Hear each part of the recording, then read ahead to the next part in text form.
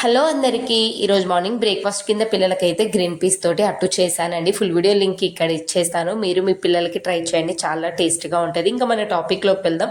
Topic అంటే ఏం లేదండి, కొన్ని డౌట్స్ మన సబ్స్క్రైబర్స్ అడుగుతూ ఉంటారు. షార్ట్ అండ్ స్వీట్గా షార్ట్లో షేర్ చేసుకుందాం, మాట్లాడుకుందాము.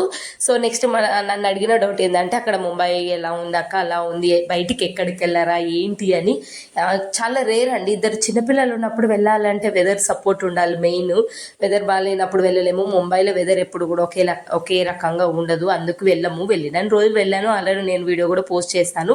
అండ్ నెక్స్ట్ వచ్చేసి అసలు ఒక విషయంలో ఇక్కడికి వచ్చినందుకు చాలా హ్యాపీగా ఉన్నానండి. ఎందుకంటే లైఫ్ అంటే ఏందో నాకు ముంబైకి వచ్చినాక తెలిసింది.